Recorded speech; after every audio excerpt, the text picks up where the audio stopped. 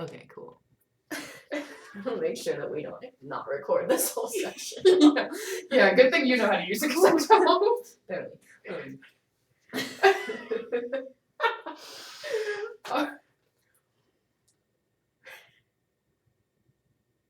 Alright. So, nice to meet you. My name is Anna. So before we get started today, I just wanted to discuss patient-therapist confidentiality. Just to say that if the only time I can break it is if there is any likelihood that you are to harm yourself or another person, I have to contact law enforcement officers or a physician. There's reasonable concern that a child, elderly person, person with disability, or prisoner has been abused, neglected, subjected to financial exploitation. I'm also required to contact the appropriate state agency. If there's reasonable concern that you or someone you know is a threat to national security, I am legally required to report that threat. Or if your records are requested by a valid subpoena or court order, I must submit them as well. Hopefully I don't pose a threat to national security. I hope so too. Yeah.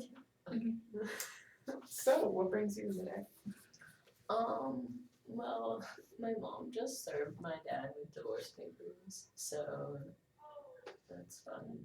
I don't really know how I feel about it because my parents fought my whole life, and then I forgot to start the stopwatch, and so I just I kind of feel like it's good. They don't love each other, and people who love each other don't treat each other like my parents have for their whole lives, for at least as long as I've been alive, which was 3 years into their relationship, I guess. I don't know.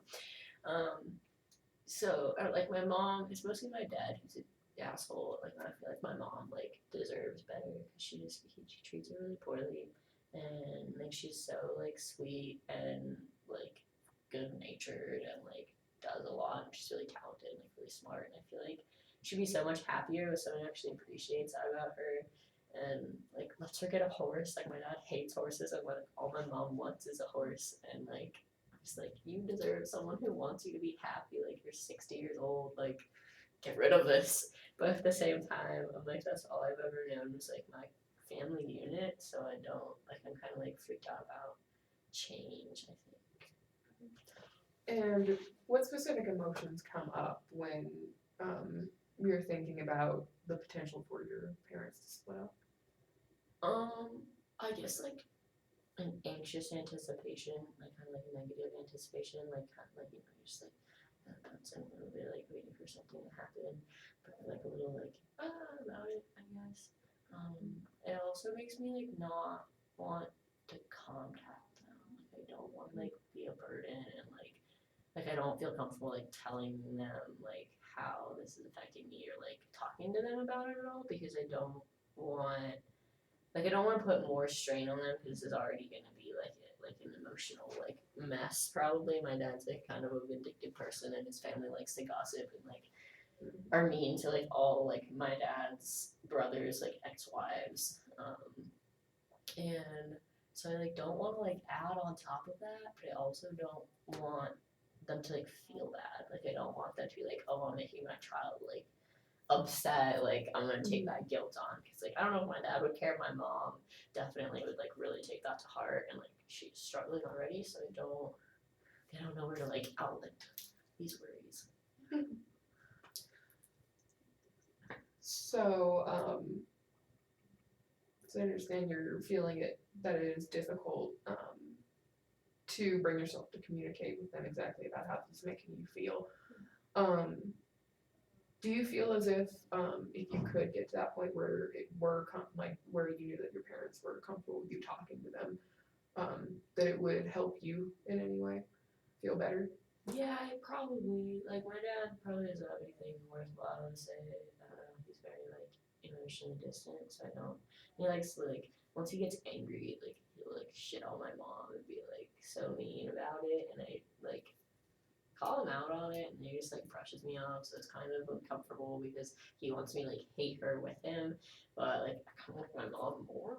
Like I have a way better relationship with my mom.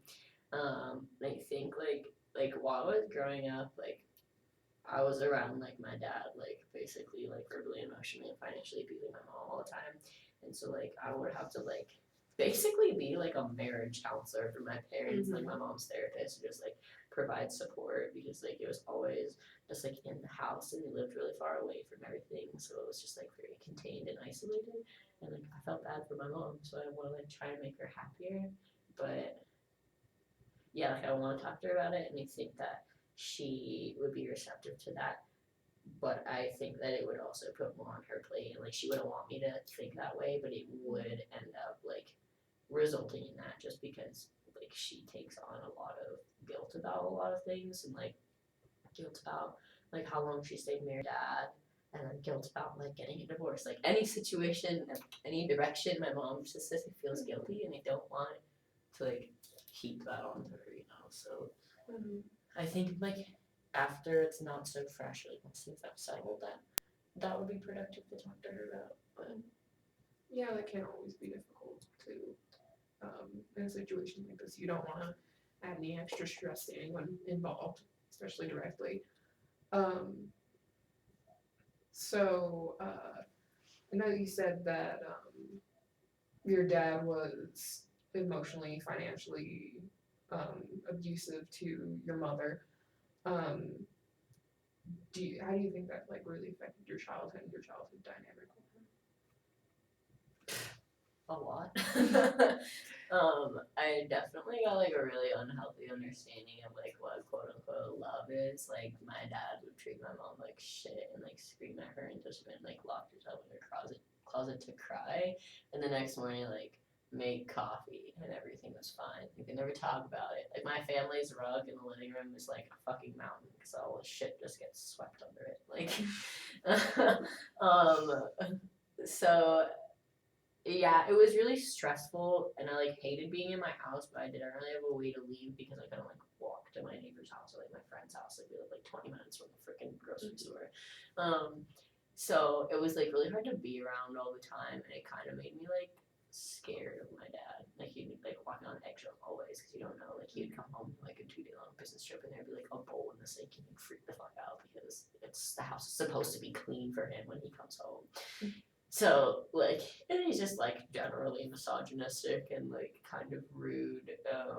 Like to me as a girl, like he treats my brother way differently. And like treats him with more respect than he does with me and my mom, which I think is a cultural thing because he's Hispanic.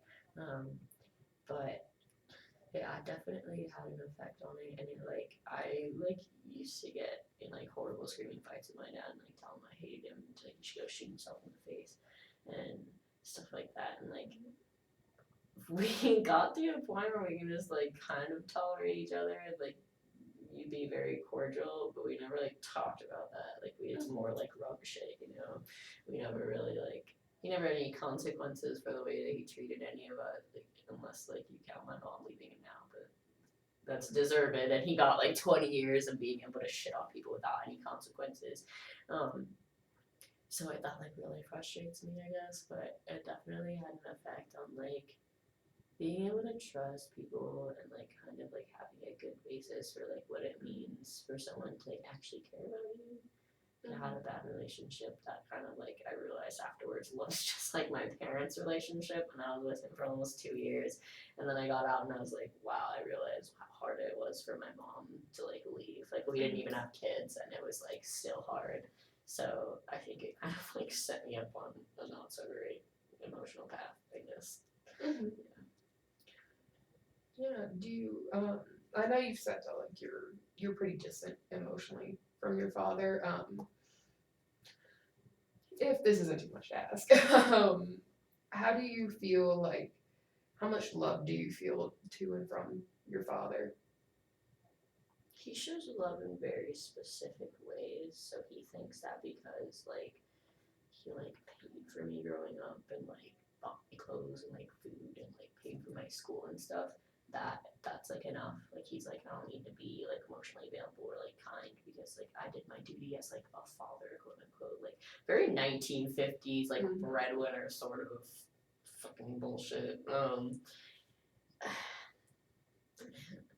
Yeah, I mean it's kind of like I don't feel like the same love I feel for my mom and like my brother, but it's more like I don't understand like I can now that I'm older I can like see like his patterns of behavior and like he's just like a sick person and like has a lot of unresolved issues and just like I think he hates himself and like he like expresses that outwardly. So is my mom's therapist. But yeah, it's like it's just like hard to like forgive everything that happened when A, it's continuing to happen, like he's still vindictive and like hostile sometimes, and then B, like there was never reconciliation, like he never like got to the point where it's like you've hurt these people that you cared about, like you need to own up to that and like acknowledge that, like he's not good at taking responsibility for things, he just like I think he's a narcissist. I don't know, I'm pretty sure. Now when I have a theory, but like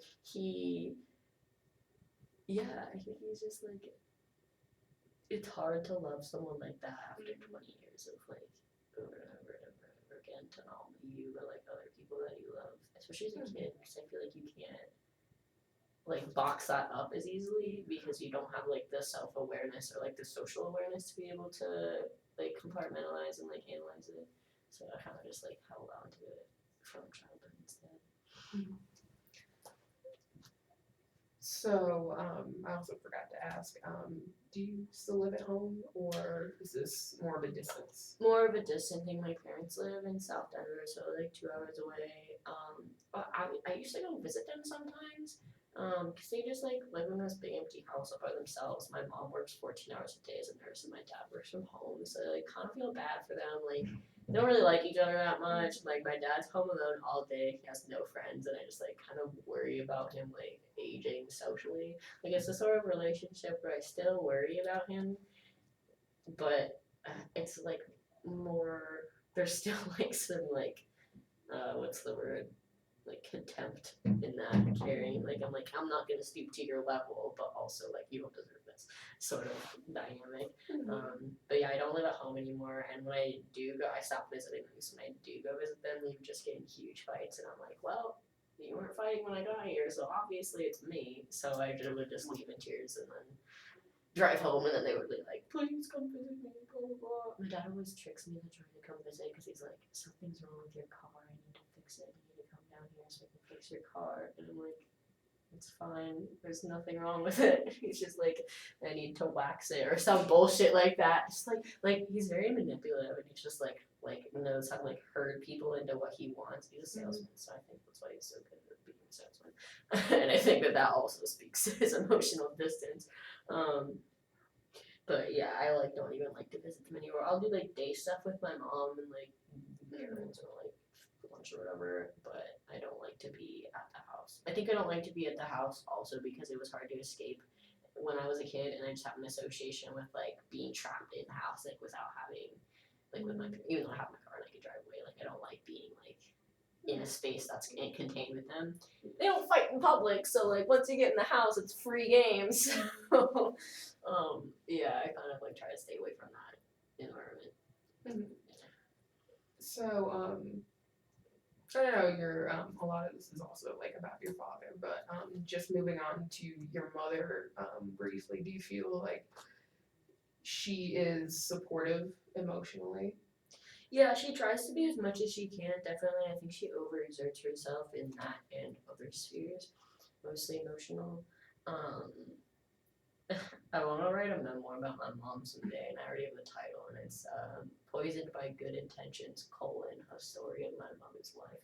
And so that's kind of how I describe her. Like everything she does is well intentioned, but she kind of forgets herself in the process. And so she is very emotionally available, but it sometimes comes at a cost to herself, which like I don't want emotional availability from her that comes at that cost. Like I think she has a lot of things that she needs to work on, and like needs to go to therapy before she can be like fully receptive to that like emotional need for me. So that's like another reason I kind of like hold it off, like don't, especially something like this is very relevant and like emotionally like challenging, so I like she's already struggles with that and like taking too much, so that's what I kind of like almost like I need to like protect her from that, from herself, from like I don't want to give her the opportunity to like overwhelm herself, you know.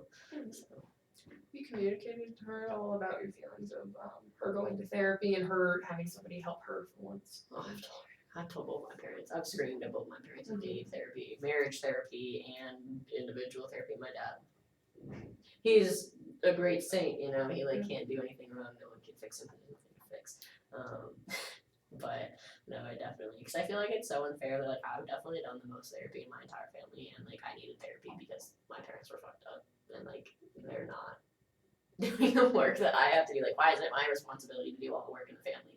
And like I have to go back to this family like after I've grown myself and be like continually poisoned by it and like reminded of like all the things I had to grow from. So it's really difficult to like maintain myself and like keep like dipping myself into a tar pit. I feel like it's like just like leeches into me, like their unhealthiness, and I have to like I fall into old habits and stuff like that. But like I got from my parents are like unhealthy, like raising my voice when like I feel like people just yell at each other in my family and whoever yells the loudest wins.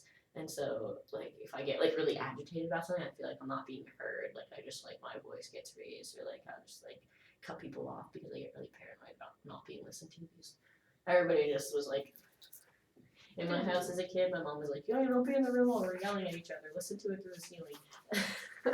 And like sort of stuff like that. Like they never listened to me when I told them to go to therapy. So So you mentioned that you've been in therapy, like about how many years or how many different therapists or approximation? Yeah. I like remember my first therapist when I was a kid. That was like I was like young enough. They still had like toys and stuff. Had like this mini pool table in his office. I'll never forget that. It was so fun.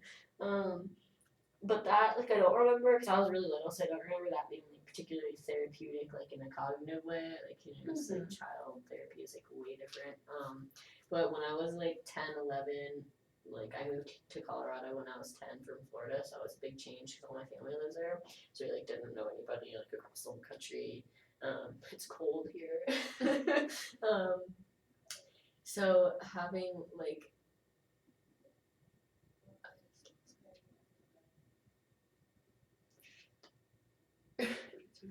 No, no worries. Just what have been your previous counseling experiences? Oh right.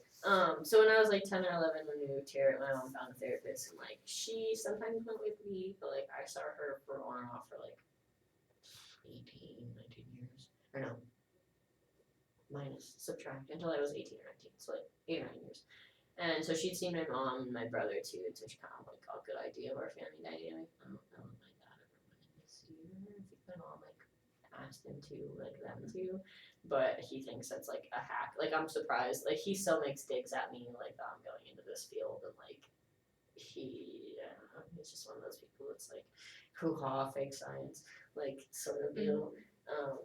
So I like definitely been in therapy for a long time. I stopped seeing that therapist just because I needed like a fresh start because she was so clogged. Like I feel like it was good that she had that background, but I think it become unobjective because she formed her own opinions about things, which is good because you can like you should identify patterns, but the way that she like started to address things was definitely tinged by opinion.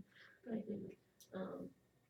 So yeah, I have a therapist up here that I found. I've been doing therapy for a few years, and I have one up here that I found that I was seeing for almost a year, and she's just like my therapist. Oh wait, you're my therapist. Anyways, a few years ago I saw someone. Now I haven't seen anyone in a while, and because of the divorce, I feel like I just want a little support. I had like after my last therapist, I kind of felt like I got to a good place. And I had about a year off. I like did well in school and stuff. I was like able to kind of like handle those stressors, but this is just like some really big thing, especially because it like is related to my dad. He's been a topic of therapy for quite some time. So yeah, so a fair amount of experience.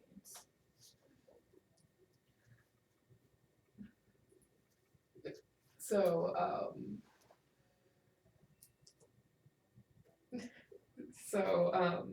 over the years, I know that you're mainly coming here for help figuring out how to cope with your parents' divorce, I'm assuming.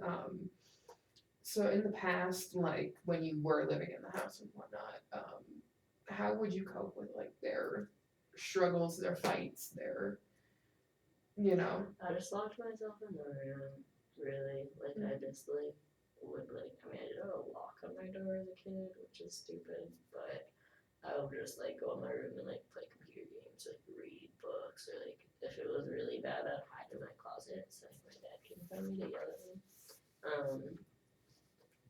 But, like, definitely when I was younger, I would, like, hide under my dirty clothes in the closet so that, like, no one would be found. Like, going outside to, like, run away. It was like giant open fields, rolling hills, so it wasn't like an option. I don't know. Like, I couldn't go outside and like hide in a bush or something like that. So basically, just isolation. Like, my mom was really big into family dinners, which 70% of the time ended in disaster.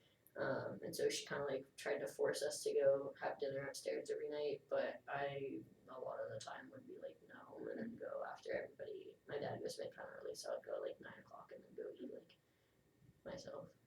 Well, my mom would leave me a plate in the microwave. So yeah, definitely avoidance, which has leaked over into like my adult life. I definitely use isolation as an unhealthy coping mechanism.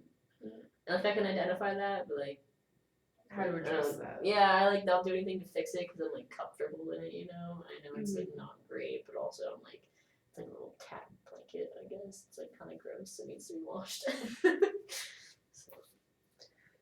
So I'm assuming you would want to address that avoidance and isolation as a coping strategy. Yeah, I think so. I think like learning to be with yourself is good to an extent, but when it's like self-deprecating and like social support, I know is important. So like when you like cut yourself off from that, you can be in trouble. Yeah, when it comes to hinder functionality in other relationships, that if it is an issue, yeah, and how you were as distressing, then I would. And it gives me more anxiety because like I don't want to cancel my friends, but like and I feel bad and like I don't want to text them either. Like feel bad and then I like end up blowing them off and like I feel really horrible about that, but I just like can't force myself to be social sometimes. It's like getting like a little self hole. I live alone right now, so it's really easy to just like stay in my house and my dog. He keeps me company, so it's like no, it's not enough. It's not like social support, but I don't feel like alone. You know, like I just feel like I don't feel lonely. I feel like alone. Do you feel like that wanting to be alone, like do you feel as if it's at like a healthy level now? Like is it something where you feel you can't go out or you just really don't want to go out versus, you know, just every once in a while, like maybe you made plans previously and but just, you know, to feel right in that moment, you know, you just don't want to go out at that moment. That happens all the time where like I'll have all these plans and I'll be like really looking forward to it and then like something will happen and I'll just be like I'm not leaving the house. Like I'll get a phone call from my dad and like say something really mean and I'll be like that ruined my next 3 days. Like I'm not gonna be able to eat anything and like I don't want to go out. I just want to sit in my house and like watch TV.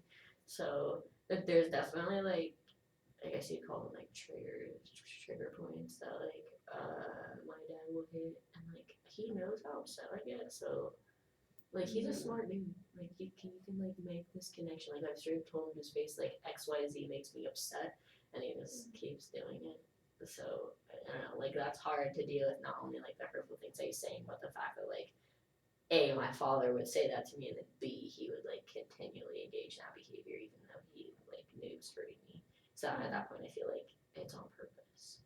But that's kind of hard. Yeah. Well, I do want to address that in a minute. So would one of your goals for therapy also be like learning how to cope in a more healthy way with whatever your father brings to the table? Yeah, like I really like doing yoga and it helps me like a lot. Like after I'm done, I always feel better and like it really gets me in my head because you have to focus on the movements and like the breathing and your posture and like alignment. So, but I just have a hard time like getting there. like when I'm stuck in my little isolation, like I know it's gonna make me feel better, but I don't want to like get dressed and like go in public and drive 20 minutes one way and like get there, you know. So it's hard. It's like, hard to motivate yourself. Yeah, exactly. And like there's like all these things that I know will help me, but I have trouble like engaging with them, I guess. Like just like getting across the door of freshman sort of do. I have options. I just ignore them. Well, it is actually been time. It has been time. It's good.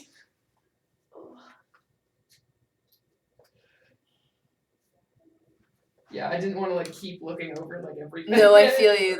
I always catch my therapist because she has like a clock like strategically positioned in her office, but